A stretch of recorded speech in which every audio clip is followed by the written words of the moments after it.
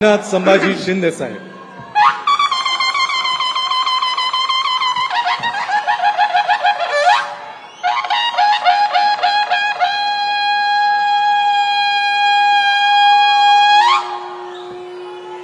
छत्रपती शिवाजी महाराज की जय भवानी। धर्मवीर संभाजी महाराज की। हिंदू हृदय सम्राट बाळासाहेब ठाकरे यांचा। माझे गुरु धर्मवीर आनंद दिघे साहेबांचा। जमलेल्या माझ्या तमाम लाडक्या शिवसैनिकांनो, 19 जून 1966 रोजी वंदनीय बाळासाहेबांनी शिवसेनेची स्थापना केली। आपल्या लाडक्या शिवसेनेचा आज 59वा वर्धापन दिन आहे। आज दुसराही कुठेतरी एक मेळावा सुरू आहे, पण मी तुम्हाला सांगतो, इथं हा मेळावा बाळासाहेबांच्या विचारांचा आहे आणि दुसरा सत्तेसाठी झालेल्या लाचारांचा आहे। हा फरक आहे, हा फरक आहे। आणि म्हणून अस्सल शिवसेना आज तुमच्याकडे आहे। हिंदुत्वाचा भगवा तुमच्याकडे आहे। शिवसेनेचा धनुष्यबाण आपल्याकडे आहे आणि जनतेचा आशीर्वादही आपल्याकडे आहे। आणि म्हणून हिंदुत्वाचा अंगार म्हणजे शिवसेना, मराठी माणसाचा बुलंद आवाज म्हणजे शिवसेना, 80% समाजकारण म्हणजे शिवसेना, तुमच्या माझ्यासारखे करोडो शिवसैनिक म्हणजे शिवसेना। शिवसेना म्हणजे शौर्य, शिवसेना म्हणजे निष्ठा, शिवसेना म्हणजे स्वाभिमान, शिवसेना म्हणजे अभिमान। आणि शिवसेना म्हणजे एकजूट, आणि शिवसेना म्हणजे वज्रमूठ, शिवसेना म्हणजे धनुष्यबाण, आणि शिवसेना म्हणजे आपला प्राण। तमाम शिवसैनिकांना मी आज वर्धापन दिनाच्या खूप खूप शुभेच्छा देतो। गेल्या 59 वर्षामध्ये शिवसेनेला अनेक आव्हानांना सामोरं जावं लागलं, परंतु बाळासाहेबांचे तेजस्वी विचार, बाळासाहेबांचं तेजस्वी नेतृत्व आणि तुमच्या सारख्या तमाम बाळासाहेबांवर प्रेम करणाऱ्या शिवसैनिकांची जिद्द, यामुळे शिवसेनेचा वटवृक्ष वाढत गेला।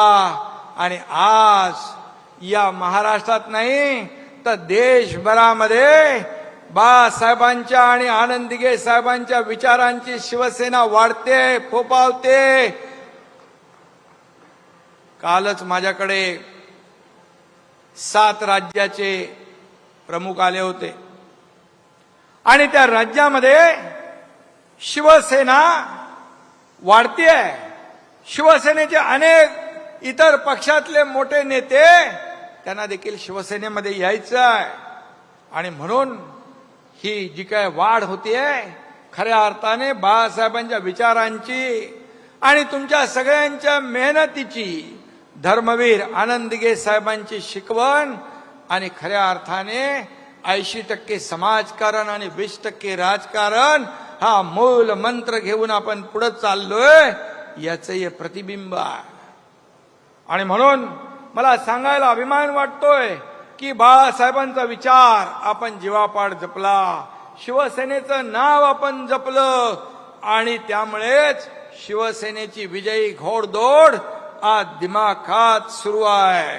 आणि म्हणून मी तुम्हाला थोडंसं गणित सांगतो। विधानसभेच्या गेल्या 3 निवडणुकांमध्ये काय झालं ते आपल्याला माहित आहे। 2014 साली शिवसेनेने 282 जागा लढवल्या, 63 जागा जिंकल्या. त्यावेळी स्ट्राईक रेट किती होता? फक्त 22%.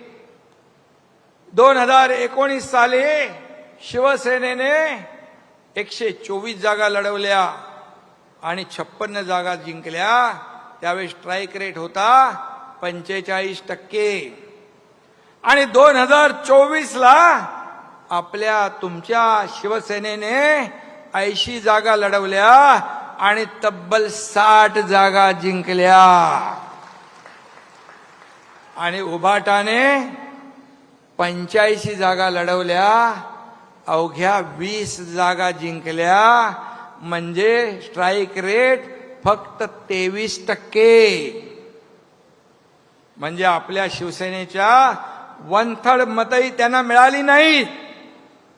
कारण विधानसभेच्या निवडणुकीत या महाराष्ट्रातल्या जनतेने त्यांना जोरदार थड दिला. त्यामुळे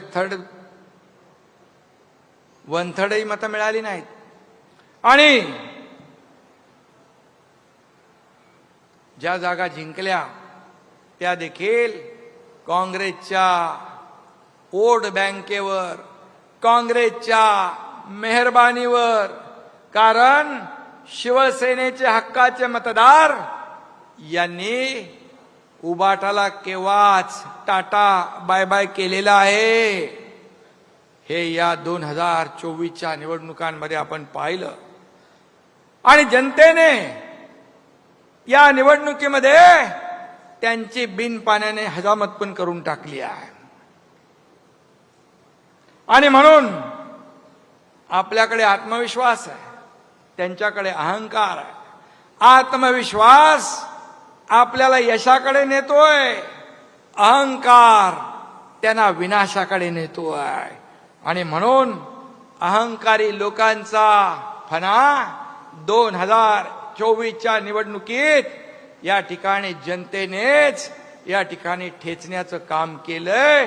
हे आपल्या समोर आपण याचे साक्षीदार, महाराष्ट्र याचा साक्षीदार आहे.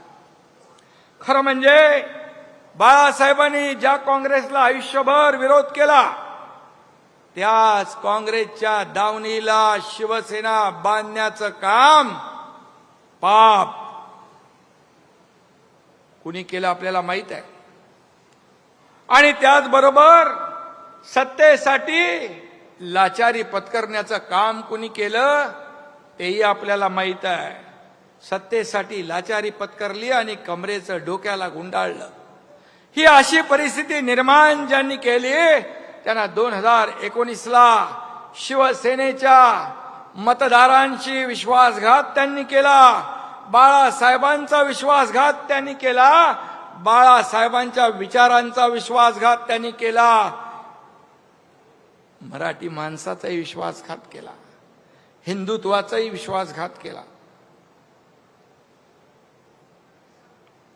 अशा विश्वासघातकी माणूस या महाराष्ट्राने कधी पाहिला नाही. सरडाही रंग बदलतो, पण इतक्या वेगाने रंग बदलणारा सरडा देखील या महाराष्ट्राने पाहिला. हे मी म्हणत नाही, त्यांचेच लोक म्हणतायत, त्यांचे सगळे सोयरे भाऊ बनकी तेच सांगतायत. हे मी नाही सांगत आहे. आणि म्हणून मी एवढंच सांगेन, मुख्यमंत्री पदासाठी झाले लाचार ते काय होणार? बाळासाहेबांचे वारसदार. अरे बाळासाहेबांनी सत्तेच्या खुर्चीला लात मारली पण विचार सोडले नाहीत. आणि म्हणून या ठिकाणी बाळासाहेबांनी हिंदुत्वासाठी मतदानाचा अधिकार देखील गमावला, परंतु हिंदुत्व सोडलं नाही. आणि त्यांच्याच नावाने या ठिकाणी वारसदार म्हणणारे सत्तेसाठी त्यांनी लाचारी पत्करली. हा महाराष्ट्र याला साक्षीदार. आणि म्हणून बाळासाहेब असते तर मला सांगा, या खुर्चीसाठी लाचार झालेल्या लोकांना उलट टांगून खालून मिरचीची धुरी दिली असती की नाही.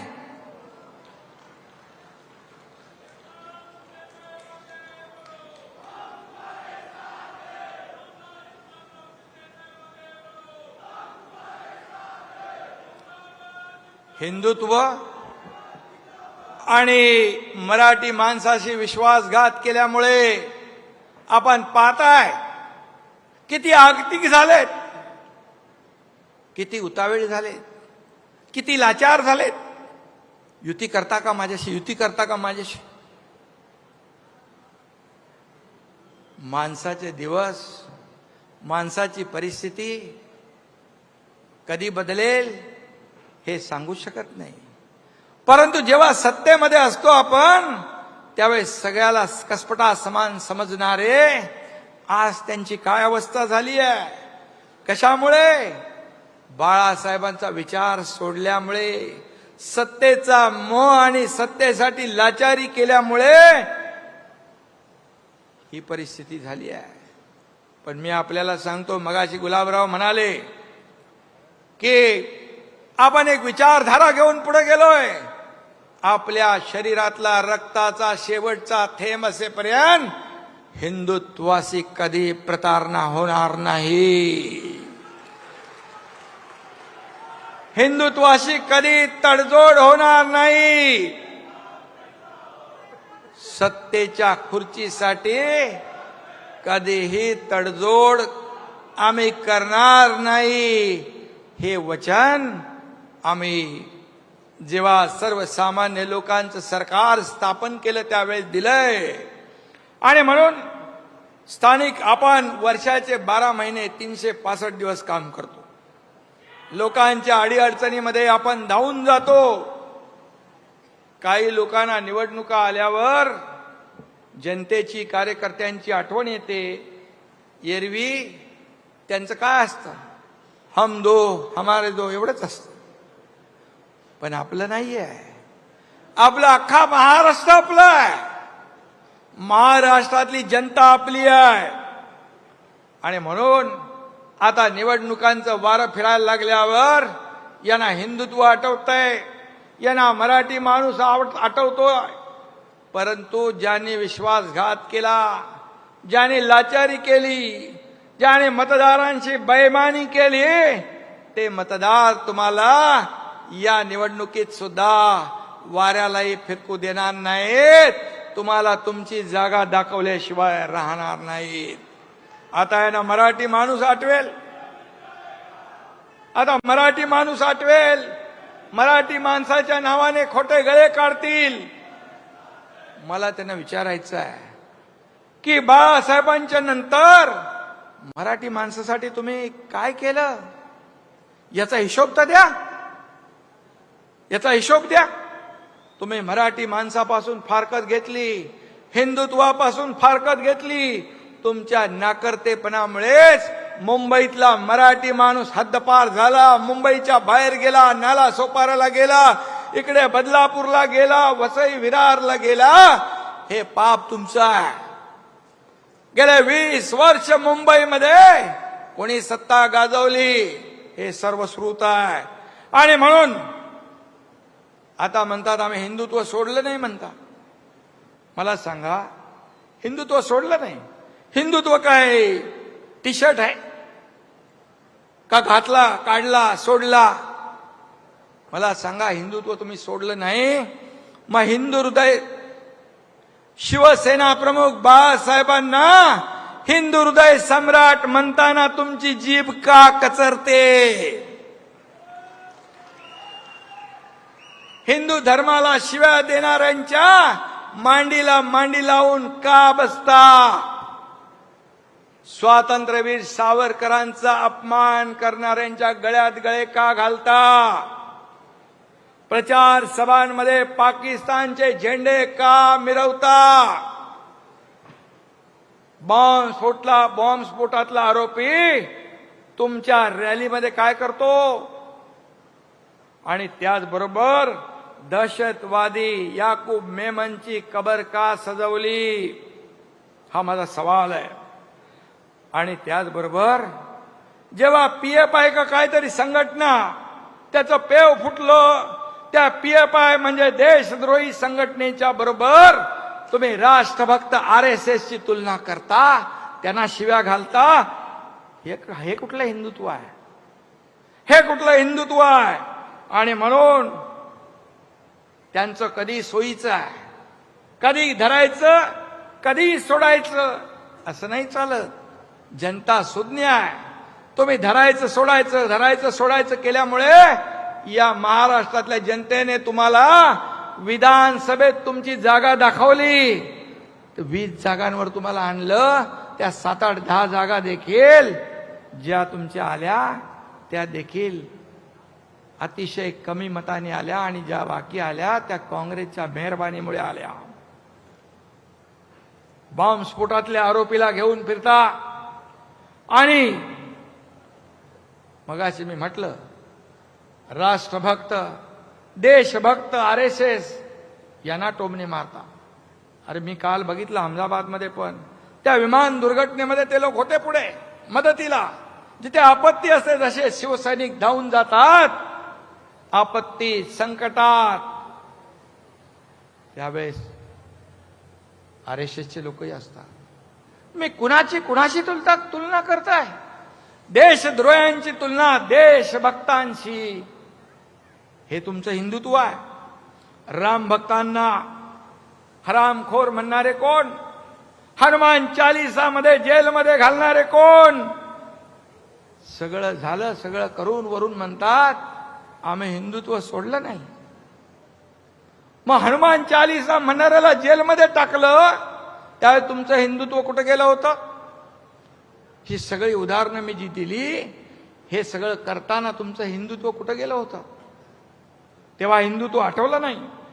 आणि म्हणून हिंदू हृदय सम्राट बाळासाहेबांचं स्वप्न होतं की अयोध्येत राम मंदिर बांधा आणि काश्मीरचं 370 कलम हटवा. बाळासाहेब म्हणायचे मला एक दिवस प्रधानमंत्री बनवा, ही दोन्ही कामं मी करेन. मग ही दोन्ही कामं कोणी केली? या देशाचे प्रधानमंत्री नरेंद्र मोदीजी आणि गृहमंत्री अमित शहा यांनी केली. मग बाळासाहेबांचं स्वप्न साकार करणाऱ्यांना शिव्या, आणि बाळासाहेबांनी ज्या काँग्रेसला कायम दूर ठेवलं त्यांच्या नावाने तुम्ही गाणार ओव्या. हे कसलं हिंदुत्व आहे? हे काय? हे काय? म्हणजे काहीतरी बोला, त्याला काहीतरी हे असलं पाहिजे. आणि म्हणून हिंदुत्व हा शिवसेनेचा आत्मा आहे, आणि मराठी हा आमचा श्वास आहे. राजकारण आणि मतांसाठी कधी आम्ही हिंदुत्व सोडणार नाही, कधी मराठीला अंतर देणार नाही. एवढा शब्द मी या ठिकाणी आपल्याला द्यायला आलोय. अरे आता मगाशी मला कोणीतरी सांगितलं की भाषणात म्हणाले मेळाव्यामध्ये come on kill me. English picture बघून आले असतं वाटतं. हा, सुट्टीला तिकडे गेले होते लंडनला, शंभूराज म्हणतायत. पण मला एकच सांगायचंय, मरे हुए को क्या मारना है? अरे महाराष्ट्रातल्या जनतेने विधानसभेत तुमचा मुर्दा पाडलेलाच आहे. आणि म्हणाले मारायला आलात तर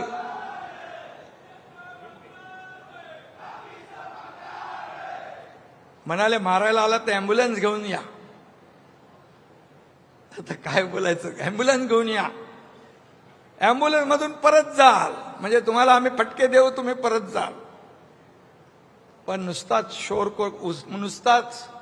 करून शोर मनगटात येत नाही जोर. हे लक्षात ठेवा. वाघाचं कातड पांघरून लांडगा वाघ होत नाही.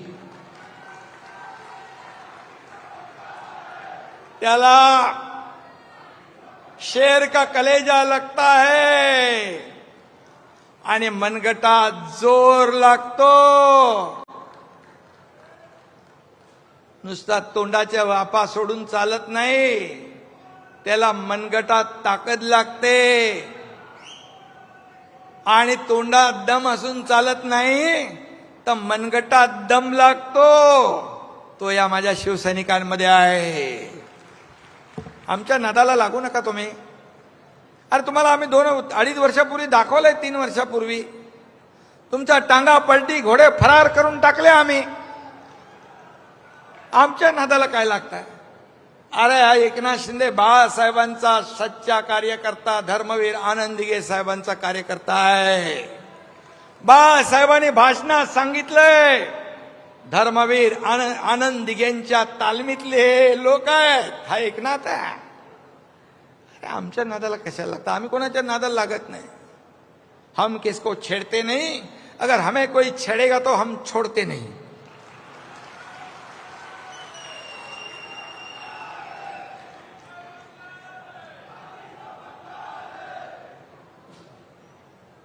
जाऊ द्या, त्या भंगाराची तरी कशाला अपमान करताय?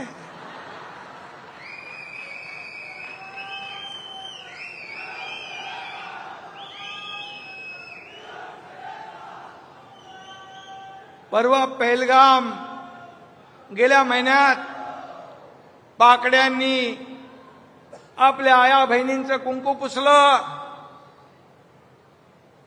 आपल्या आया बहिणींचा सिंदूर पुसला. मराठी बहिणी, इतर जातीच्या बहिणी होत्या, डोळ्यात देखत त्यांच्या कर्त्या पुरुषाला गोळ्या घालण्याचं पाप पाकड्यांनी केलं. आणि मग मराठी बहिणी महाराष्ट्रातले होते, आम्ही गेलो त्यांच्या घरी. त्याचं सांत्वन करायला गेलात तुम्ही?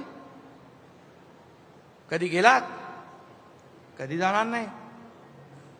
कारण तेव्हा कुठे होते?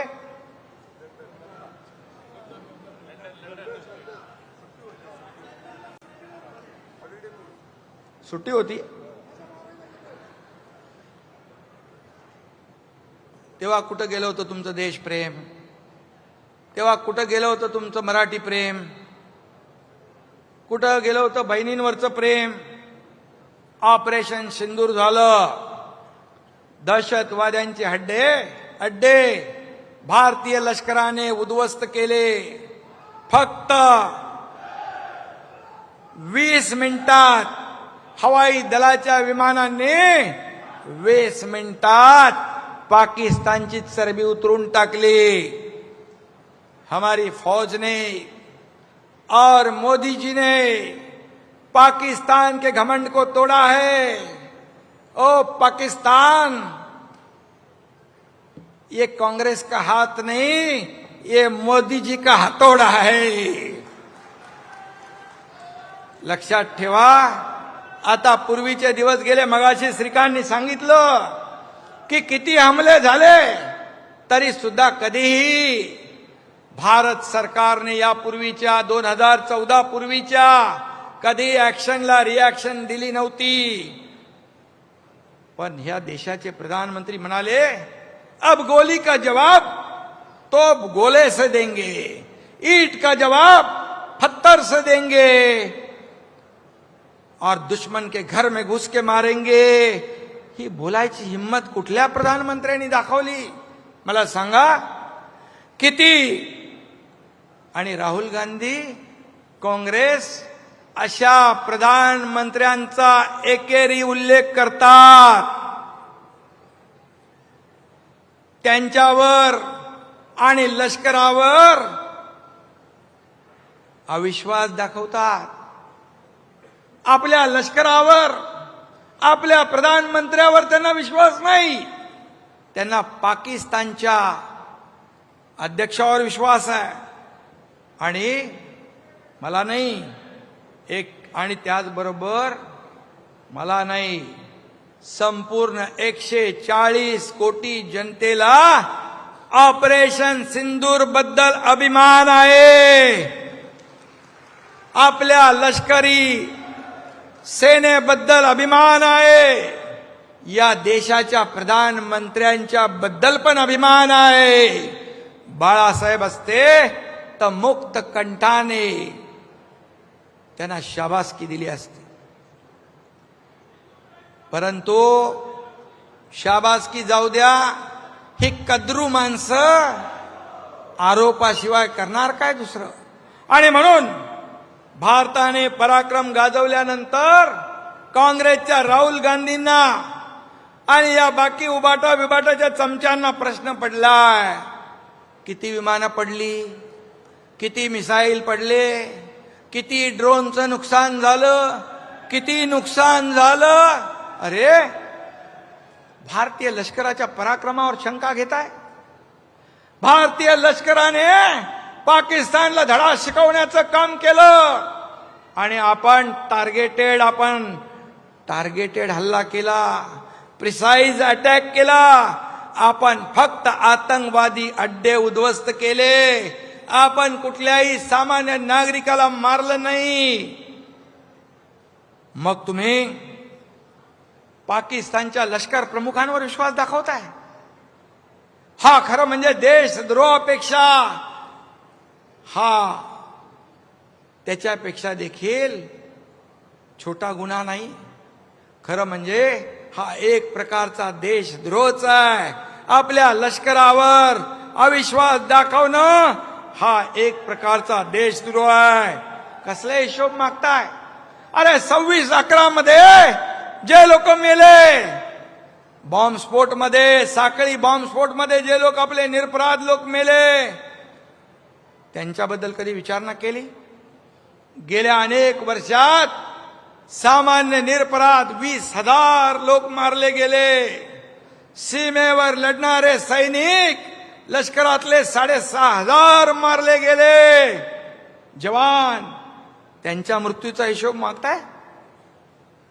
त्यांच्या मृत्यूचा हिशोब मागताय, तो नाही मागत. तुम्ही किती नुकसान झालं हे सांगा. अरे, ज्याने जीवाची बाजी लावून हे काम केलं, पराक्रम केला, त्यांना शाबासकी द्यायचं सोडून तुम्ही त्यांच्यावर शंका उत्पन्न करताय, अविश्वास व्यक्त करताय. मी तर म्हणेन, तुम्ही भारतीय आहात की पाकिस्तानचे एजंट आहात असं म्हटलं तर वावगं ठरणार नाही. पाकिस्तानची बोली तुम्ही बोलताय. तुम्हाला काय निशाने पाकिस्तान किताब मिळवायचंय? निशाने पाकिस्तान, पाकिस्तानची बोली बोलताय देशात राहून. आणि तुमच्या वक्तव्याचा वापर करून पाकिस्तान देशाची बदनामी जगभरात करतेय.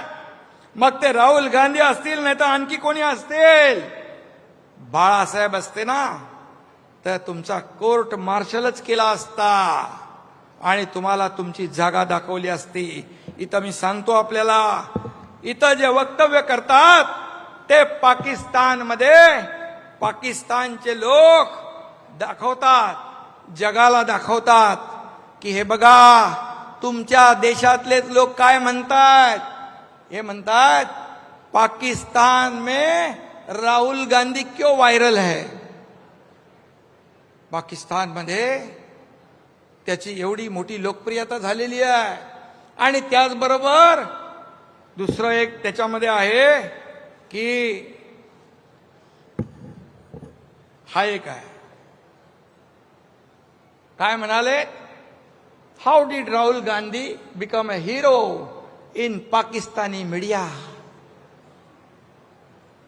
अरे, तुम्ही पाकिस्तानमध्ये हिरो झाले, इथे भारताच्या विरुद्ध बोलून.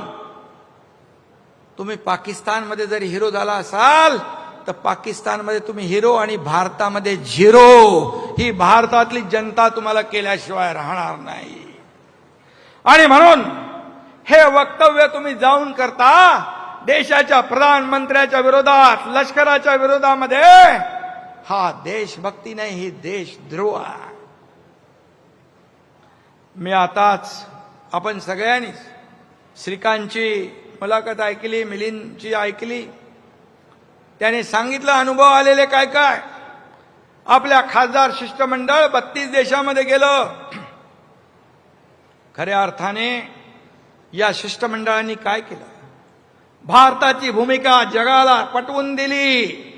आम्ही किती अटॅक सहन केले, तेव्हा जेव्हा पापाचा घडा पूर्ण भरतो आणि मग सहन करण्याच्या पलीकडे आपण जातो, त्यावेळेस मग आम्ही ऍक्शनला रिॲक्शन देतो.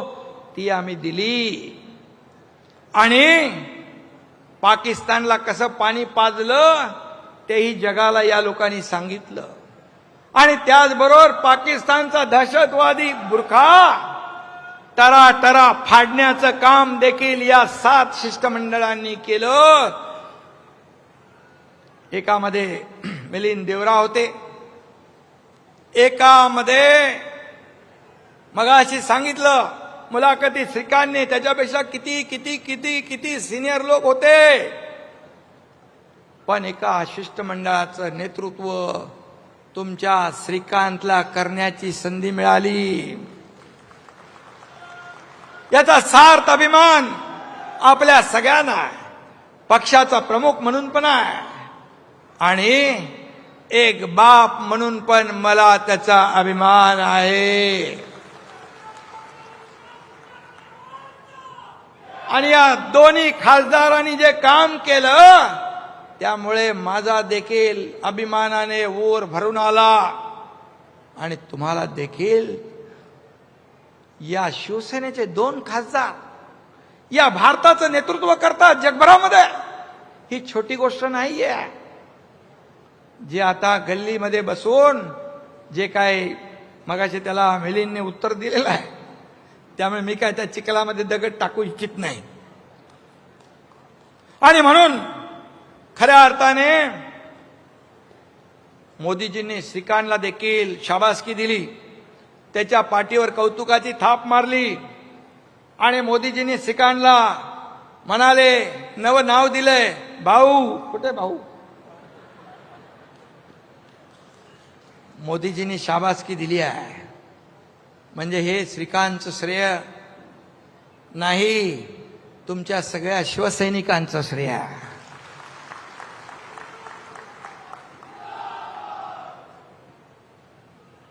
आणि म्हणून हे 2 खासदार आपले या भारताचं नेतृत्व जगभरामध्ये करण्याची संधी मोदीजींनी दिली.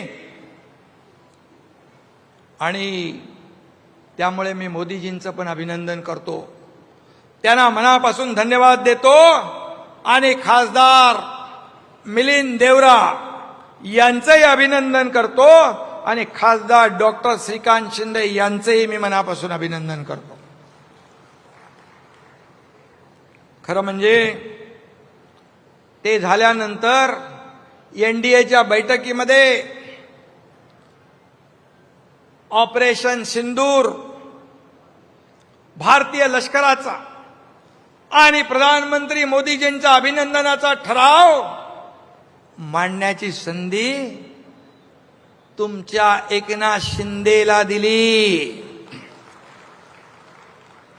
आणि यावरून एनडीए मध्ये आपल्या शिवसेनेचं किती महत्वाचं स्थान आहे हे मोदीजींनी अधोरेखित केलेलं आहे. आणि मला म्हणून त्याच्यावर श्रीकांतने बरंच सांगितलेलं आहे, मिलिंदने सांगितलंय. मी आता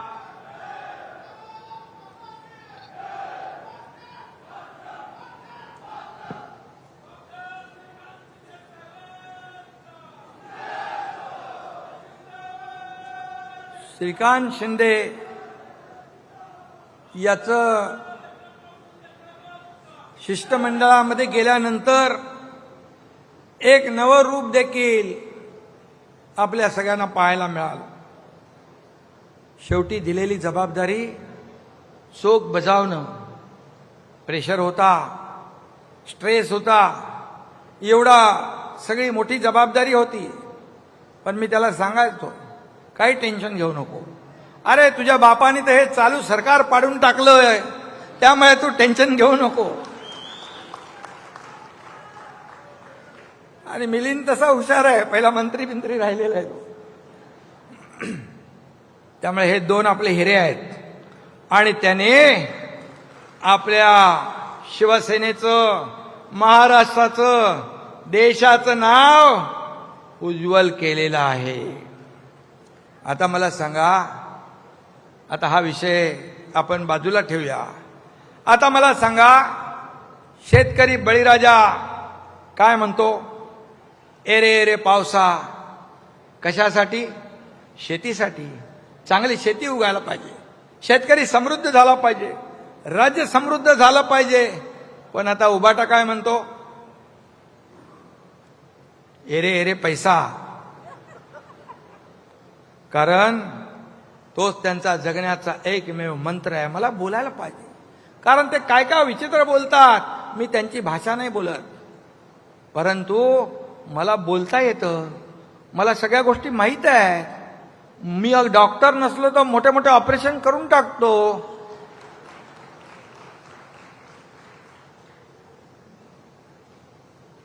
एकदा आर पाटील गृहमंत्री असताना एका सभेत काहीतरी बोलले होते माझ्याबद्दल आणि श्रीकांतच्या बद्दल. तो ऑर्थोपेडिक सर्जन आहे, तर माझ्याबद्दल काय बोलले ते मी सांगत नाही. पण श्रीकांत हाडं जोडायचं काम करतो. आता मला काय बोलले असतील ते बघा तुम्ही मला. आणि म्हणून भ्रष्टाचार, लाचारी, विश्वासघात हे मूलमंत्र तुमचा आहे. खिचडीमध्ये पैसे खाता, कोविडमध्ये पैसे खाता, कशामध्ये? हे ते शेवटला आता बॉडी बॅग, कचऱ्यात पैसे खाता, डांबरात पैसे खाता. जनतेचा किती पैसा खाल्ला तरी तुमचं पोटच भरत नाही. किती मोठं पोट आहे, कुठं जातोय वो पैसे? मीनाताई काय? आणि मिठी नदीच्या गाळातही पैसा खाल्ला. आता मिठी नदीच्या गाळात पैसे खाल्ल्याने ते गाळात रुतत चाललेले आहेत. कुठं पैसे खायचे, काय करायचं? पण मिठी नदीच्या मगर मिठीतून कोणी सुटणार नाही, हे मात्र पक्क लक्षात ठेवा. तो कोणतरी आहे ना, काय दिनो काय दिनो, हा, त्याची चौकशी सुरू आहे वाटतं. चौकशी सुरू आहे ना सध्या. मग दिनूने तोंड उघडल्यावर किती लोकांचा मोर्या होईल ते काय करणार नाही. आणि म्हणून जाऊ द्या, अशा लोकांबद्दल मला बोलून वेळ घालवायचा नाही. मी काम करणारा माणूस आहे. आरोपाला कामातून उत्तर देणार, टीकेला कामातून उत्तर देणार. आणि म्हणून जी सामान्य माणसाची जी नाळ जुळलेली आहे ती तुटता कामा नये, कधी तुटू देणार नाही, हा माझा शब्द आहे. मुंबई बाहेर फेकल्या गेलेल्या मराठी माणसाला पुन्हा मुंबईत आणण्याचं काम आपल्याला करायचं आहे. जुन्या चाळीचा पुनर्विकास करायचा आहे.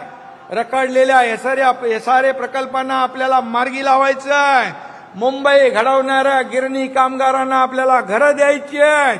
मुंबई महापालिकेच्या कचऱ्यात गाळात तोंड मारणारे मुंबईकरांचं आणि मराठी माणसांचं काय भलं करणार? मला सांगायची गरज आहे? मी काय सांगत नाही. यांना फक्त मुंबई महापालिका ही सोन्याचं अंड देणारी कोंबडी आहे, अशा भावनेने गेले 20 वर्ष तुम्ही वागलात. काय दिलं मुंबईकरांना? यामुळे मुंबई खतरे में आहे. मुंबई महाराष्ट्रापासून तोडली जाईल अशा आरोळ्या देखील ठोकतील. खरं तर मुंबई खतऱ्यात नाही, पण हे खतऱ्यामध्ये येतील. यांचं अर्थकारण, यांचं राजकारण खतऱ्यामध्ये येईल, धोक्यात येईल.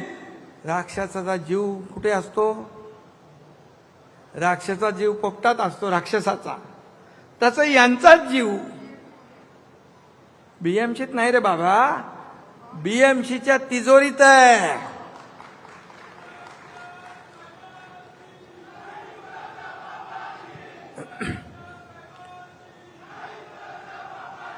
सध्या कुणीतरी काहीतरी निवडणुकीचं कॅम्पेन चालवलंय. काय? मुंबईचा लढा. मुंबईचा लढा तुम्हाला आता आठवला? इतके वर्ष काय करत होता? तुम्हीच होता ना तिकडे बसलेले. मग मुंबईचा लढा तुम्हाला आठवला. आणि सत्तेत असताना तुम्ही काय केलं? सत्तेत असताना तिजोरी फोडा आणि सत्ता गेल्यावर मुंबईचा लढा. अरे लढायला घराबाहेर तर पडायला पाहिजे. घरात बसून लढता येत नाही. फील्डवर उतरून लोकांशी बोलायला लागतं, संवाद साधायला लागतो. आणि म्हणून आधी घराबाहेर पडा. आता काही जे काही तुम्ही पडताय त्याच्या मागे डॉक्टर एकनाथ शिंदेचं काम आहे. त्यांनी थोडंफार फिरायला लावलेलं आहे. जाऊ द्या. पण एकच सांगतो, मुंबई महाराष्ट्राची होती, मुंबई महाराष्ट्राची आहे, मुंबई महाराष्ट्राचीच राहील.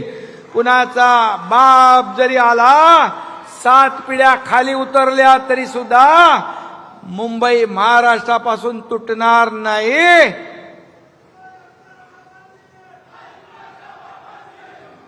आणि मुंबईचं महत्व तर कमी होणार नाही. मुंबईचं महत्व वाढतंय. मागे नीती आयोगाचे लोक आले तेव्हा म्हणाले, नीती आयोगाने सांगितलं की मुंबई महाराष्ट्र तर सोडा, $1 ट्रिलियन तुम्ही महाराष्ट्राचं धरताय गोल, पण मुंबई आणि MMR मध्येच, फक्त मुंबई आणि MMR मध्ये $1.5 ट्रिलियन पोटेन्शियल आहे. तेव्हा हे म्हणाले, बघा बघा, हे दिल्लीचे लोक आले, हे मुंबईला खेचून न्यायला आले. अरे काहीतरी द्यायला आले ते. आणि म्हणून उलट प्रधानमंत्री नरेंद्र मोदीजींच्या सरकारने दिवसागणिक मुंबईचं महत्व वाढवतायत. गेल्या 3 वर्षात अनेक महत्वाचे निर्णय घेतले. महाबिगाडी सरकारच्या काळात काय होतं? मुंबई ठप्प होती, मुंबई बंद होती, मेट्रो बंद होती. ते घरकोंबडे होते, त्यांनी त्या मेट्रो कारशेड बंद केला होता. अरे 10,000 कोटी रुपये वाढले. याचं कोण उत्तर देणार? हा जनतेचा पैसा कोण भरणार? आणि म्हणून गेल्या 3 वर्षामध्ये coastal road, Atal Setu, metro, car shed सगळे प्रकल्प आपण मार्गी लावले. देवेंद्रजींच्या काळात काही प्रकल्प सुरू झाले होते, ते मुख्यमंत्री असताना. हे मुख्यमंत्री झाले महाविकास आघाडी, ते सगळे स्टे देऊन टाकले, स्पीड ब्रेकर टाकले. हा एकनाथ शिंदे मुख्यमंत्री झाला तेव्हा सगळे स्पीड ब्रेकर हटवून टाकले आणि पुन्हा विकासाला चालना दिली. आणि म्हणून मी सांगतो, मुंबईमध्ये खड्ड्याचा प्रवास इतके वर्ष कोणी केला? इतके लोक ऍक्सिडेंटमध्ये मेले, त्याला जबाबदार कोण? मी मुख्यमंत्री झाल्यानंतर मी आणि देवेंद्रजींनी मिळून त्या आयुक्तांना बोलवून सांगितलं, मुंबईचे सगळे रस्ते कॉन्क्रीटचे करा.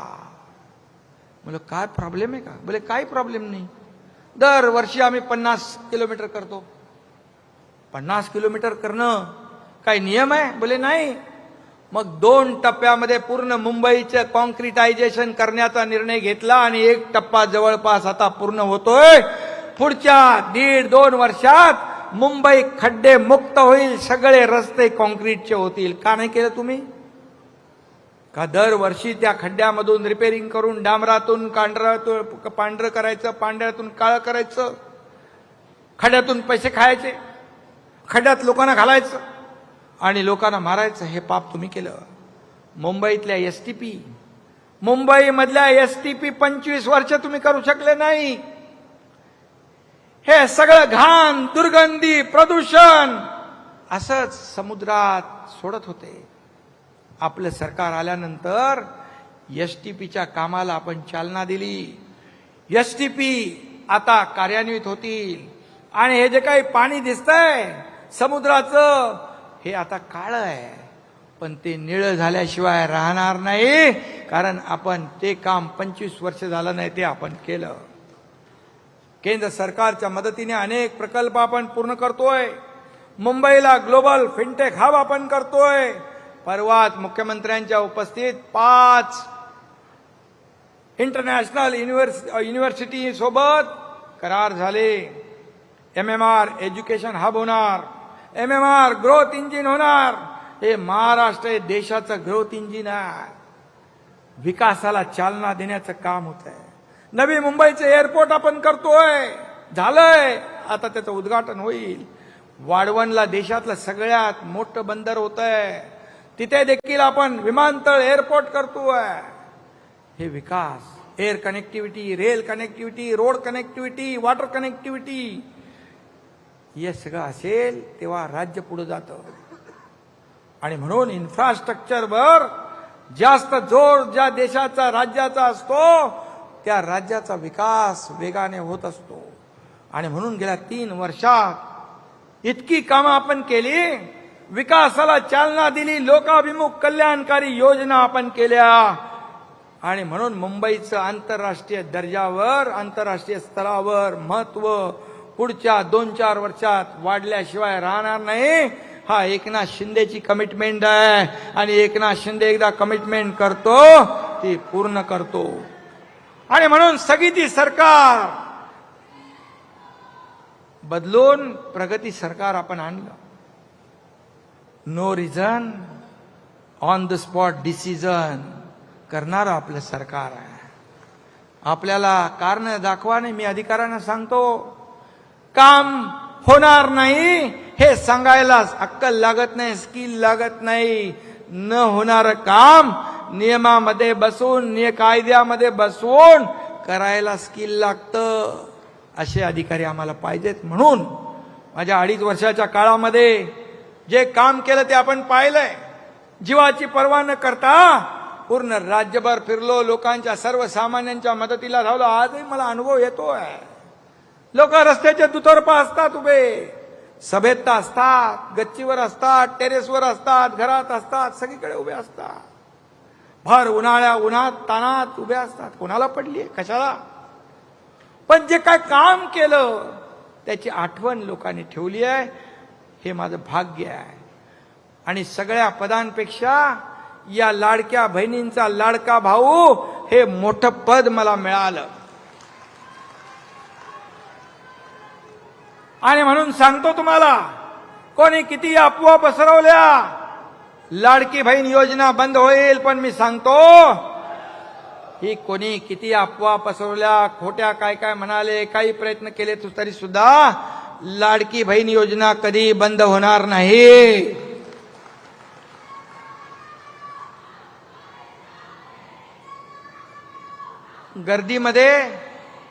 गर्दीमध्ये जेव्हा गर्दीमध्ये माझ्याकडे काही लोक यायचे, तर गर्दीमध्ये कुठं टेबल, कुठं काय धरायला, कुठे फाईल धरायला, गर्दीमध्ये लोक यायचे मला लेटर घेऊन. लोकांच्याच पाठीवर फाईल ठेवून सही करणारा, जगाच्या पाठीवरचा पहिला मुख्यमंत्री होण्याचा मान देखील मला मिळाला. बोले सही कुठं करायची, तो लेटरवाला होता, त्याच्या बाजूचा माणूस पाठ करून उभा राहायचा आणि त्याच्यावर मी ते लेटर ठेवायचो आणि सही करून टाकायचो. मुख्यमंत्री सहायता निधी महाविकास आघाडीमध्ये 2.5 कोटी दिले होते. या एकनाथ शिंदेच्या काळात 360 कोटी दिले. हजारो लोकांचा जीव वाचवला. आणि म्हणून मी आपल्याला एवढं सांगतो, लाडके शेतकरी आहेत, लाडके वारकरी आहेत. लाडक्या वारकऱ्यांच्या दिंडीचं 20,000 रुपये अनुदान आपणच चालू केलं. आता काही लोक म्हणत होते मिळणार नाही, पण मी लगेच GR काढायला लावला. संजय शिरसाट आहे, ताबडतोब पोचले, पैसे पोचले ना, ठीक. आणि म्हणून आपण लेक लाडकी लखपती योजना केली, उच्च शिक्षण मोफत केलं मुलींचं. आणि हे सगळं करत असताना या ठिकाणी आपण महाराष्ट्राला इन्फ्रास्ट्रक्चरच्या कामात महाराष्ट्राला किती सांगू, नंबर 1 केलं. स्टार्टअप मध्ये महाराष्ट्राला नंबर 1 केलं. GDP मध्ये महाराष्ट्र नंबर 1, FDI मध्ये नंबर 1, एक्सपोर्ट मध्ये महाराष्ट्र नंबर 1, स्वच्छतेत नंबर 1, कल्याणकारी योजनांमध्ये नंबर 1. किती लिहू. आणि कमीत कमी वेळेमध्ये जास्त काम करण्याचा विक्रम आपल्या महायुती सरकारने केला. बाळासाहेबांचं, दिघे साहेबांचं स्वप्न होतं सामान्य शिवसैनिक सत्तेवर बसावा आणि त्यानं स्वप्नातला महाराष्ट्र घडवावा. मी त्याला निमित्त ठरलो, हे मी माझं भाग्य समजतो. हा बाळासाहेब आणि दिघे साहेबांचा आशीर्वाद पाठीशी होता. देशाचे प्रधानमंत्री नरेंद्र मोदीजी आणि गृहमंत्री अमित शहा यांचा भक्कम पाठिंबा होता. आणि तुमच्या सगळ्यांचे आशीर्वाद आणि माझ्यासोबत आलेले 50 आमदार खासदार या सगळ्यांचं श्रेय होतं. आणि म्हणून तमाम जनतेचं प्रेम या कामातून आपण मिळवलंय. आणि म्हणून एवढी कामं केली आपण, एवढी विकास कामं केली, लोकाभिमुख कल्याणकारी योजना केल्या की त्यामुळे झालेल्या विधानसभेच्या निवडणुकीमध्ये आतापर्यंतच्या महाराष्ट्राच्या इतिहासामध्ये 232 जागांचं लँडस्लाइड मॅन्डेट आपल्याला मिळालं.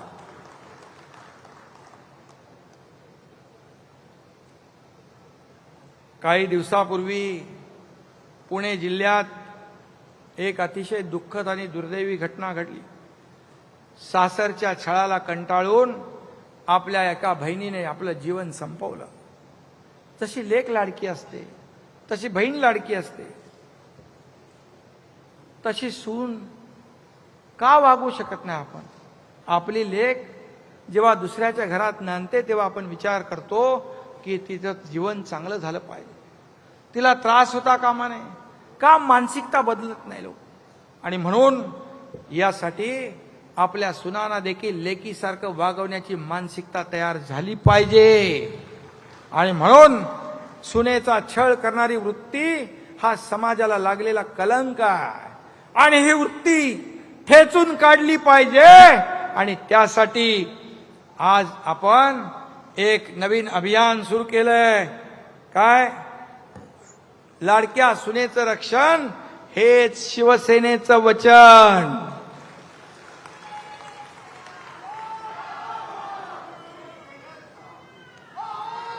आणि मी हे सांगतो, प्रत्येक घरातली लाडकी सून ही आपली या एकनाथ शिंदेची लाडकी बहीण आहे, सांगून ठेवतो. आणि त्यामुळेच आता लाडकी सून हे अभियान आम्ही हाती घेतलंय. यापुढे शिवसेनेच्या शाखा तुमचं हक्काचं आणि जवळचं माहेर असणार आहे. सासरी छळ होणाऱ्यांच्या बहिणींच्या मदतीला आमच्या या रणरागिणी धावून जातील. आणि त्या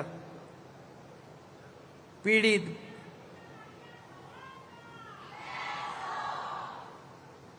मी उभा आहे तुमच्या पाठीशी खंबीरपणे. आणि म्हणून हे सुरुवात आपण हे धर्मवीर आनंद दिघे साहेब यांनी हे त्यांच्या कार्यकाळात जिथं अन्याय झाला त्याला बरोबर जशा तसं धडा शिकवला. आणि म्हणून या लाडक्या सुनेचं रक्षण हे शिवसेनेचं वचन, हे अभियान आपण धर्मवीर आनंद दिघे साहेब यांच्या आश्रमातून सुरू करतोय. आणि याच्यानंतर आपली सगळी जी काय ती बांधणी ते सगळं होईल. आणि म्हणून मी आता शेवटचं आपल्याला सांगतो, आपण महायुतीत लढलो, महायुतीचा कारभार केलाय. आधी मी सीएम होतो, आता डीसीएम आहे. आता देवेंद्रजी सीएम आहेत. पंतप्रधान मोदीजींच्या नेतृत्वाखाली देश महासत्तेकडे चाललाय. मोदीजींच्या मार्गदर्शनाखाली आमची टीम महाराष्ट्राचा गतिमान विकास करतीये. तो वेग आणखी वाढवायचा आहे. इथून पुढे फक्त विकास, विकास आणि विकासच हा अजेंडा आपला आहे.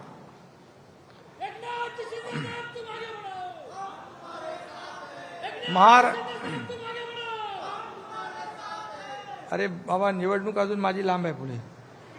आता कार्यकर्त्यांची निवडणूक आहे, बरोबर ना? नेत्यांच्या निवडणुका झाल्या, आता कार्यकर्त्यांच्या आहेत. जिल्हा परिषदा, नगरपंचायती सांगतो मी. आणि म्हणून महाराष्ट्र हे आपल्या सर्वश्रेष्ठ राष्ट्र करायचं आहे. त्यासाठी महायुतीचा जन्म झालाय आणि कामही सुरू झालंय. येणाऱ्या निवडणुकीत देखील आपण बाजी मारणार आहोत, बिलकुल मारणार. विजयाची हॅट्रिक होणारच. आणि त्यामुळे राष्ट्र जिंकलं, महाराष्ट्रही जिंकला.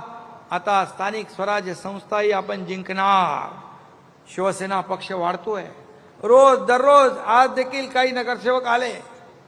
मी आपल्याला सांगतो, मगाशी मी वर्धापन दिन होता म्हणून थोडा आढावा घेतला, तर आतापर्यंत मुंबईतले उबाटाचे 50 विद्यमान 2017 ते 22 नगरसेवक शिवसेनेमध्ये आले. 50. अजून पुढे काय होते ते सांगत नाही मी आता. पण इतर पक्षाचे देखील असे करून 60 ते 65 लोक विद्यमान नगरसेवक 17 ते 22 हे शिवसेनेमध्ये दाखल झालेले आहेत. आणि म्हणून येत्या निवडणुका देखील हा खऱ्या अर्थाने हा वाढीचा वर्धापन दिन आहे. येत्या निवडणुका देखील आपल्याला महायुतीत आपण लोकसभा लढलो, विधानसभा लढलो, या स्थानिक स्वराज्य देखील संस्था आपल्याला महायुतीत लढायची आहे. युतीचा निर्णय योग्य वेळी आम्ही घेऊ, पण तुम्ही मात्र सगळे लोक निवडणुका जिंकण्याच्या कामाला लागा. आपल्याकडे काम खूप आहे, वेळ कमी आहे आणि पुढच्या काळात जास्तीत जास्त सदस्यांची नोंदणी करा.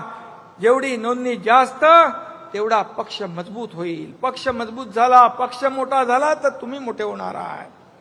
आणि म्हणून सध्या सोशल मीडियाचा जमाना आहे, त्याच्यावर देखील आपले सगळे टीमने ऍक्टिव्ह राहिलं पाहिजे. घराघरात मनामनामध्ये भगव्या विचारांचा दिवा पेटवा, हिंदुत्वाचा ज्वलंत अंगार फुलवा. सर्व सण, आता सगळे सण येतात, सण उत्सव साजरे करा, जोरात करा, हिंदुत्वाचा जय जयकार करा आणि पुढे चला. म्हणून कार्यकर्ते तयार करा. कार्यकर्ते तयार झाल्याशिवाय नेते तयार होत नाही. आणि म्हणून जे माझ्या व्यासपीठावर भरलेले सगळे हे जे बसलेले लोक आहेत, हे आमचं ऐश्वर्य आहे. हे आमचं ऐश्वर्य आहे. आणि समोर बसलेले तुम्ही ही शिवसेनेची संपत्ती आहे, ही ॲसेट आहे. मी म्हणालो त्यावेळेस आम्हाला प्रॉपर्टी नको, बाळासाहेबांचे विचार हीच आमची संपत्ती आहे. आणि म्हणून विधानसभा जिंकलो म्हणून बेसावध राहू नका, गाफील राहू नका. येणारी प्रत्येक निवडणूक आपल्याला जिंकायची आहे. राष्ट्र जिंकले, महाराष्ट्रही जिंकला, दोन्हीकडे भगवा फडकला. आता मिशन एकच, महापालिकेवर भगवा, जिल्हा परिषदेवर भगवा, नगरपालिकेवर भगवा, पंचायत समित्यांवर भगवा आणि ग्राम पंचायतीवरही भगवा.